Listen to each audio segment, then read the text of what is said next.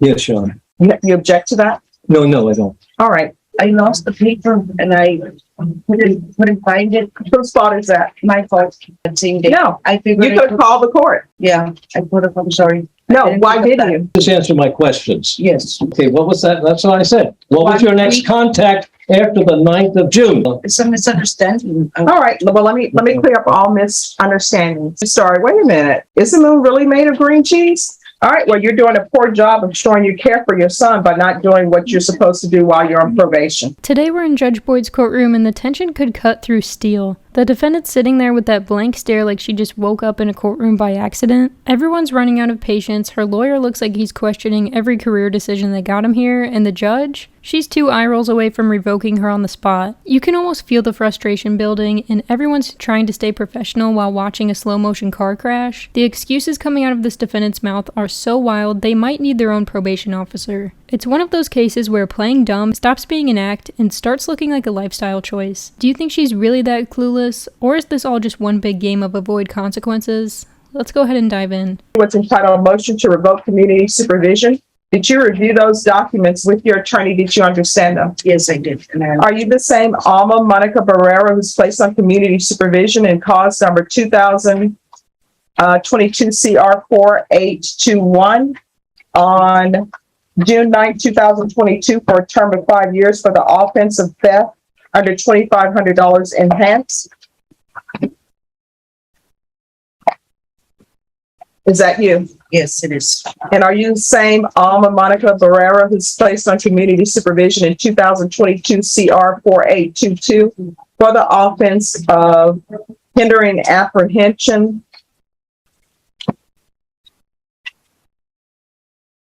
obstructing an investigation on June 9, 2022 for a term of 5 years? Is that you?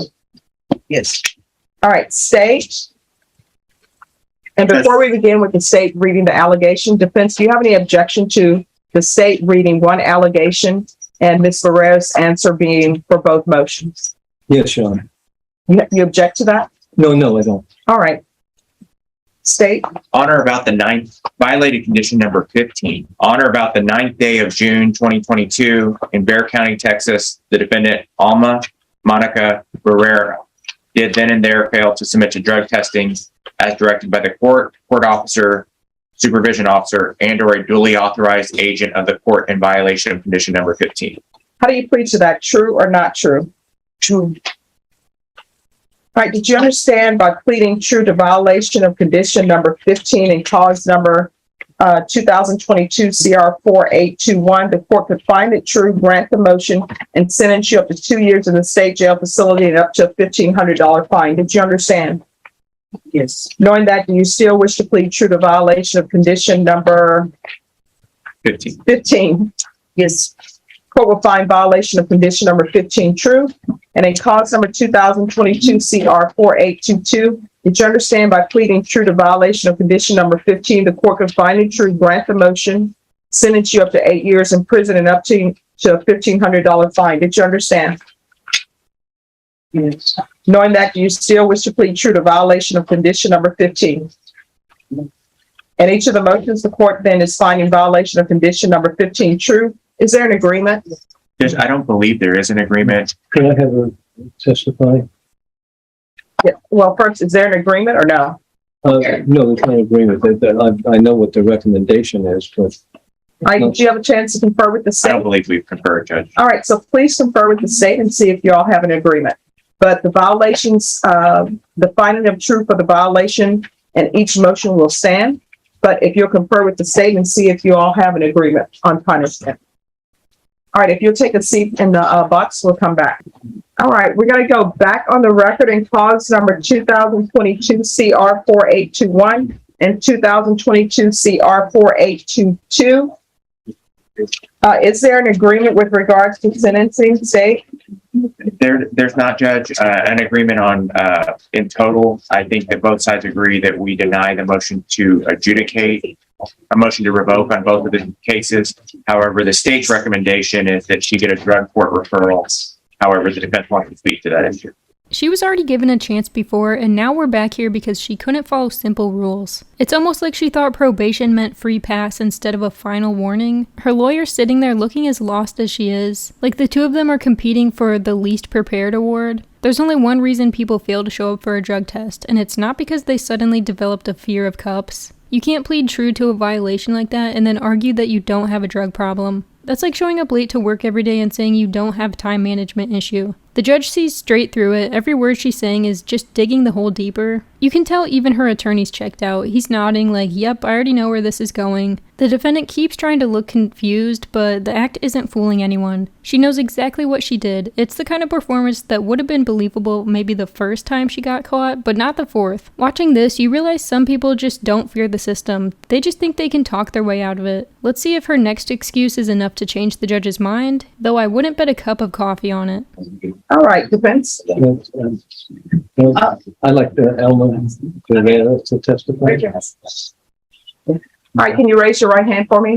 Do you solemnly swear or affirm the testimony you give will be the truth and nothing but the truth, so help you God? All right, you can lower your hand. Can you state your name for the record, please? Alma Monica Barrera. All right. And, ma'am, I would like to tell you that the day that I left here, they gave me a little piece of paper with the address to go get the UA. I lost the paper and I couldn't find it. Whose fault is that? My fault. Why didn't you call probation? I did. I called, I couldn't get the Zoom. I couldn't. No. There's a phone number for you to call probation. I know probation gives you a contact number. So why do you call probation and say, where am I to do the UA? And I also came over where the county jail is. And there's a probation place there. And they have no idea where I was supposed to UA. Well, let me ask you this. Why didn't you come back? Why didn't you call the court? I came the other day. No. That's it. Why didn't you call the court? Because this allegation that's in the motion is from June 9th, 2022. June 9th, 2022. So why didn't you call the court or come to the court and say, I don't know where I'm supposed to go? I figured that I could, when I went to go, because I couldn't do the Zoom. So I had to go in person that same day. No, I figured you could call the court. Yeah, I could have. I'm sorry. No, why didn't you?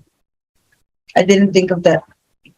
All right, so here, I figured that on the day that I would go to report, I would do the UA there.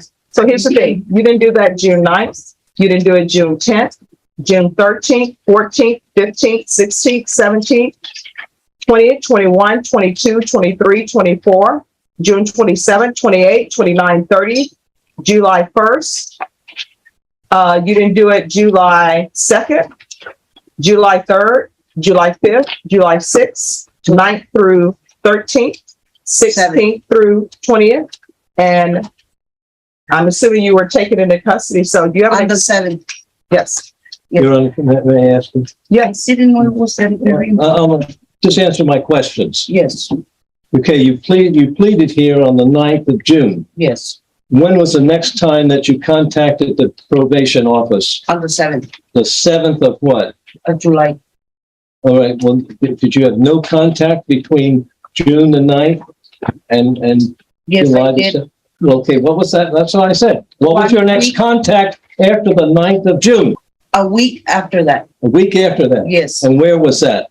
right there at the probation office. And what did they tell you then? That they didn't know where I had to do the UA. That's So- what they told me. So what did they tell you to do? Wait till I go to probation and report. What do you mean, for the reporting for the next The month? 7th, on the The 7th. 7th of July? Yes. So you reported on the 7th of July? Yes, for they told me to go over there. I took the bus to the place. They told me to report and I was there waiting for my UA and to report. And then what they do, they arrested They you? arrested me. And so you've been in jail since the 7th of July Yes, because of this failure to report in the first place for the UA? yes, which was given to me in a little very small paper. I could not find it. Okay, so now between the time that you went to the probation office shortly after the 9th and up to the 7th, so your understanding, you weren't supposed to report any of those days for the UA, but you'd get the UA when you reported on the 7th of July. Yes. Okay, all right. Yes. All right, so thank you. No, It's a misunderstanding. All right, well, let me clear up all misunderstandings. Now she's rolling out the full I didn't know routine like that's a legal defense. She could have picked up the phone, called probation, and literally asked anyone for help, but instead she vanished like the rules didn't apply. This is what happens when people mistake leniency for luck. Eventually the system stops being patient. The judge isn't buying a single excuse. Every time she speaks, you can hear the here we go again tone getting sharper. It's like watching someone try to gaslight a court record. She's saying she didn't know what to do, but she's in her 40s. At that point, you don't need a babysitter, you need accountability. Judges deal with hundreds of defendants like this, and they can smell manipulation from a mile away. You can actually see the lawyer spelling out every question like he's talking to a kindergartner, praying she doesn't trip over her own story again. Meanwhile, Judge Boyd's just sitting there stone-faced, probably waiting for her to stop talking so she can drop the decision. Cases like this are painful to watch, not because the outcome's unclear, but because you know the defendant's the only one who doesn't see it coming. This is my communication with you. Okay. You're either getting revoked, which I think you should be revoked, or either you're going to inpatient treatment or you're going to felony drug court. Those are your choices. This is what I know about people who are addicted to drugs and who are in the throes of their addiction. They can tell you the moon is made of green cheese, and they give you such a great story that you start, wait a minute, is the moon really made of green cheese? So this whole thing about you being given a little piece of paper, not knowing where to go, that's a nice story. So you have a choice. I can sentence you on the state jail felony. I'll sentence you to 2 years to do. On the felony case, punishment is to be assessed at 8 years. I'll give you 4, run them concurrent, or either you can go to felony drug court or some type of inpatient treatment. Those are your 2 choices. So which would you prefer? Felony drug court. I have to take care of my son. Well, I don't think you can take care of how old is your son? 37. Yes, he's going to have to find somebody else to take care of him. Because let me just tell you right now, if you're trying to be a home health care provider for him, No. I don't allow that. No, Are you being paid for that? No, he has his own provider. I don't provide for him. I'm glad that someone's there taking care of him. He lives there. All right. So in each of the motions, My the house. court is going to deny the motion, alter and amend conditions. Your Honor, may I add something? Yes. I believe that the state has recommended the felony drug court because of her past history. She had convictions in the 90s for a drug case, but I don't think she's addicted anymore. Is that right? I don't have a drug problem. Okay. Here's the thing, the fact that she wouldn't go to a UA tells me there are issues with her. So here's your choices. You can go to prison, or you can go to felony drug court, or either go to an inpatient treatment. I will go to felony drug court.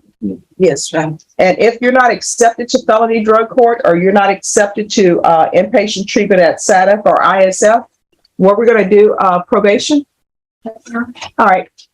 We're going to alter and amend conditions in each case to include a referral to felony drug court. I'm going to want the TAP evaluation. If felony drug court doesn't accept her, then she'll go to SADF. If she goes over there and pretends that she doesn't have a drug problem, then we're going to do ISF cognitive.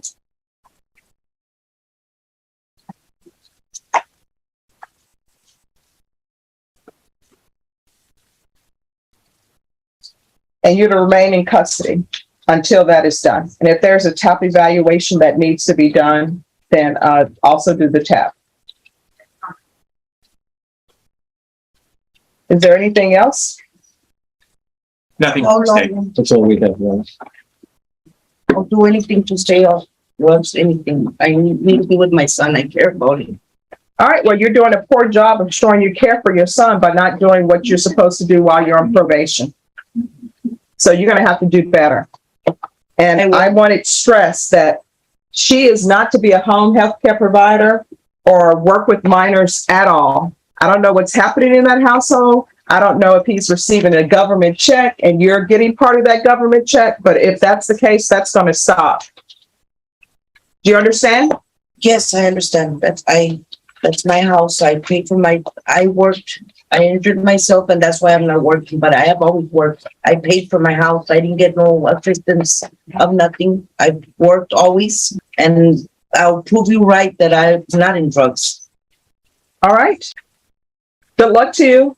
Thank you. The judge finally lays it all out. Either she's getting revoked or she's going to inpatient treatment. At this point, there's no sugarcoating it. She's run out of sympathy, excuses, and credibility. Every word out of the defendant's mouth sounds like a sob story she rehearsed 100 times before. Judge Boyd's heard these same addiction tales day in and day out, and you can tell she's done falling for it. You could see the verdict coming from her face from the moment this hearing started. Some might call it harsh, but honestly, it's reality. Sometimes the most compassionate thing the system can do is stop letting people dodge the truth. She needs help, not another warning, and the judge knows it. Do you think the judge was right to send her to felony drug court, or should she have faced time behind bars to finally wake up? Let me know down below. Thank you so much for watching. Don't forget to like and subscribe, and I'll catch you in the next one.